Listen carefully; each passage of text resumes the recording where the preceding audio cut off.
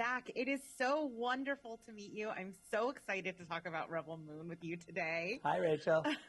Hello.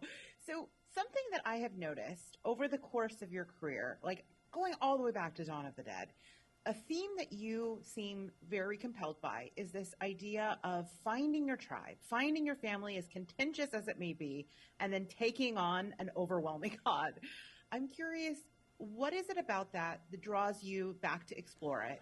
And how do you think Rebel Moon actually explores it and it reveals about it? I mean, I think absolutely that is the sort of the thesis of the movie in the end. Like for Cora, it's all about like finding a place that she feels like she's at home in, you know, and a group of people that she feels like that she trusts and that believe in her and that she believes in them. I think that I don't know what about that particular concept that I'm attracted to, other than that I think that it's a thing that's kind of universal, and it's a thing that probably all of us are looking for in some way. So, yeah, I think that's absolutely what the movie's about.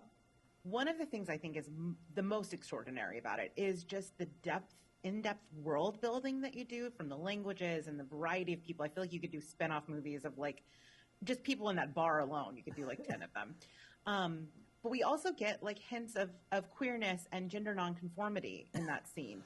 And I'm curious, obviously you spent a lot of time working on this world. Where do you see that aspect of culture in the world of Rebel Moon? That the Rebel Moon world is a very sort of maybe under the thumb of the mother world, maybe not as much, but under the sort of free-loving people of Velt and of the universe, that in general, the sort of free universe, that is absolutely what it's all about, is about sort of expression, you know, self-expression and sort of freedom to be who you are and not having to conform to sort of social norms necessarily.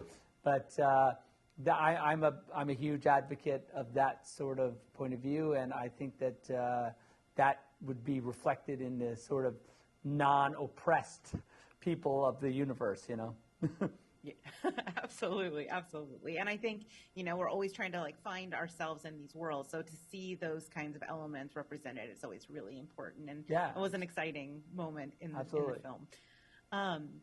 So as I was watching it, my first thought was like how incredibly timely the thoughts are around sort of like fascism and oppression and colonization. And then my second thought was, wow, this is actually a really universal and always, sadly, always timely theme.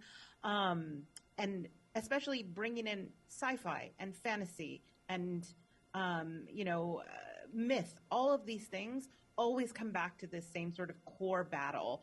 And I'm curious, film does not have to be prescriptive, but aside from just being entertained, is there anything about these ideas that you really hope the audiences take away from seeing the film?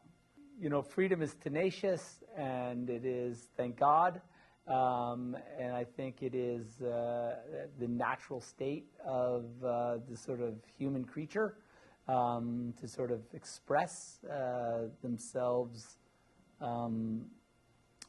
freely, and I think that is it's inherent. And I mean, I sat down and I've been writing this thing for, whatever it's been, years.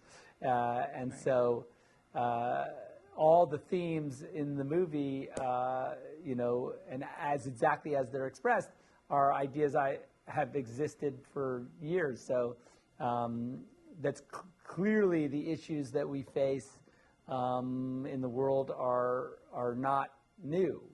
These are absolutely universal and archetypal conflicts that are represented in the movie. And so, yeah.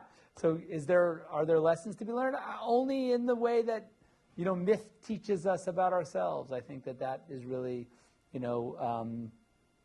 really what I intended. That there's these archetypal themes exist for a reason, obviously, because they end up.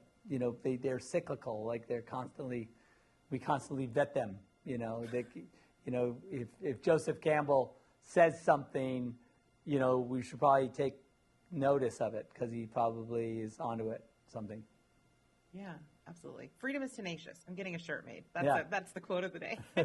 Thank you so much for taking the time to chat with me. This has been so much fun, and I cannot wait to see part 2. It's coming soon, so be ready. Oh, I'm ready. Have a great one. Awesome. Cheers.